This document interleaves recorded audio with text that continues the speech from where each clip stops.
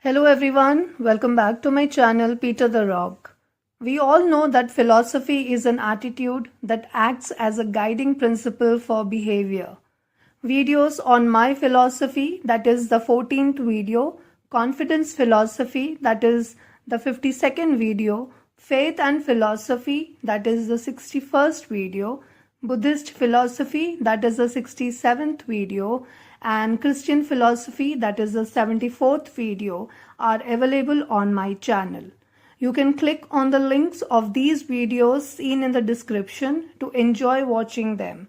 But before watching today's video, do subscribe to my channel so that I am more encouraged to make more videos. Let me introduce you to Sigmund Freud. He was a neurologist, most popularly known as the founding father of psychoanalysis, a set of theories and therapeutic techniques used through dialogue between a patient and a psychoanalyst, a sort of talking cure in order to study the unconscious mind and as a method of treatment of mental disorders. His theory proposes that dreams are a byproduct of the dreamer's physical and mental state during sleep and distinguishes between the actual literal subject matter of the dream and the underlying meaning of these symbols. For Freud, the psyche is composed of the id, ego, and superego. The id is the unconscious instinctual component of personality that is present at birth. It is the source of bodily needs and wants, emotional impulses and desires. For example, a toddler that wanted a second helping of a dessert and cried until it was given to him. The ego acts according to the reality principle. It seeks to please its drive in realistic ways that in the long term bring benefit rather than grief. It allows one to delay gratifying immediate needs and function effectively in the real world.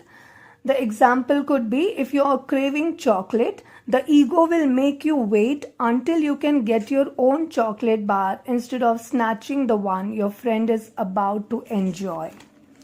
The superego reflects the internalization of cultural rules taught by the guidance and influence of parents, institutions, and ideal models. It works in contradiction to the id. It strives to act in a socially appropriate manner, whereas id just wants instant gratification. It controls our sense of right and wrong and guilt, helping us fit into society by getting us to act in sociably acceptable ways. An example could be if a cross-country runner during a race who knew he could cut his time and come in first if he took a shortcut. No one was watching him, but the runner would feel guilty, so he decided not to take the shortcut. Thus, id is a set of uncoordinated instinctual desires. The superego plays the critical and moralizing role, and the ego is the organized, realistic agent that mediates between the instinctual desires of the id and the critical superego. Although id is unconscious by definition, the ego and superego are both partially conscious and partly unconscious. Freud developed therapeutic techniques such as free association, which is a method listening to patients speak for themselves, working through their own material rather than parroting another's suggestion. Another important phenomenon is transference, in which a person unconsciously projects feelings onto other people, such as transferring feelings about one's parents to their partners or mistrusting somebody who resembles an ex-spouse in manners, voice, or external appearance. If the child experienced frustration, it might lead to fixation, which is the persistent focus of its pleasure-seeking energies at the early stages of development.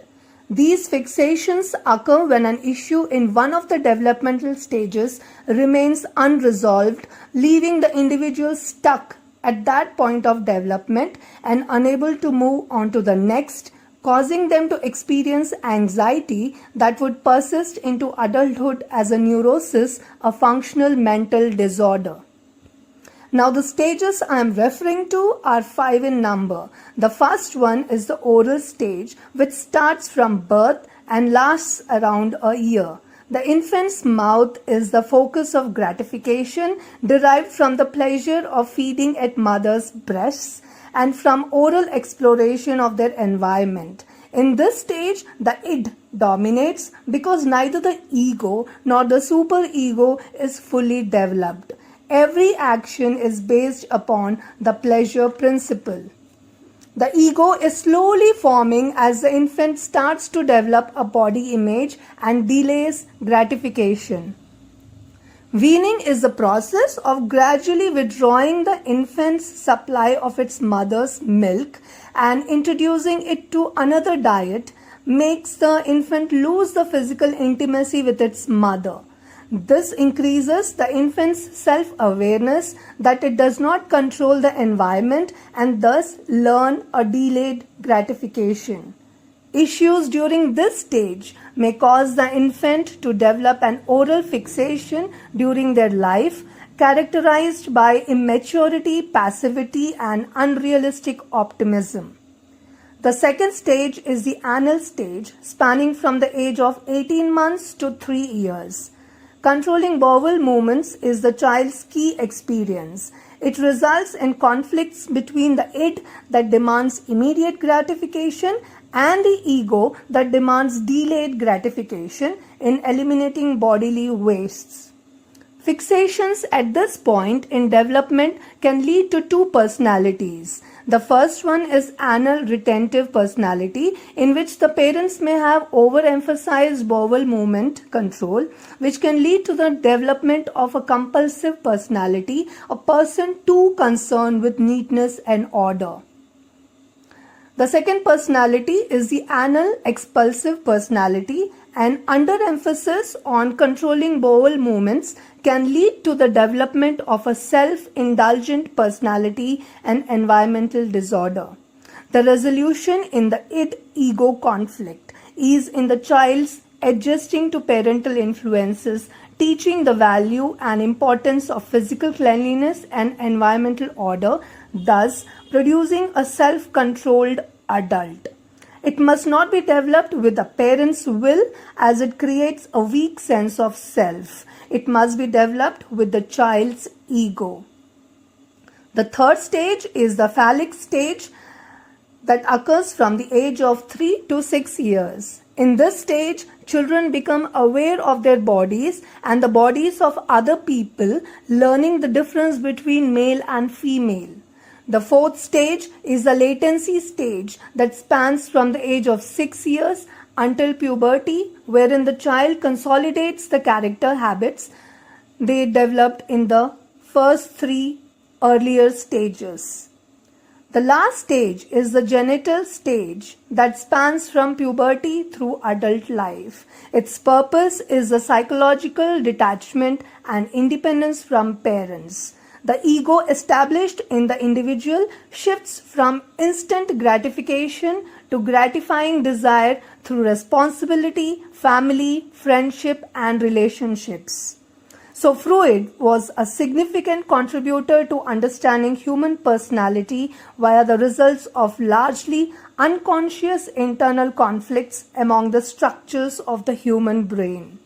The dynamics of this conflicts through the early stages of development can determine an individual's personality throughout his life. Now, I'm sure it is easy for us to understand why children suffer from mental disorders. All the changes mentioned in all 3 stages, or the id, ego and superego, should go on smoothly. If it is not smooth, children exhibit behaviors that do not correspond with their age, and then we start tagging them without understanding psychoanalysis. Thank you for watching this video.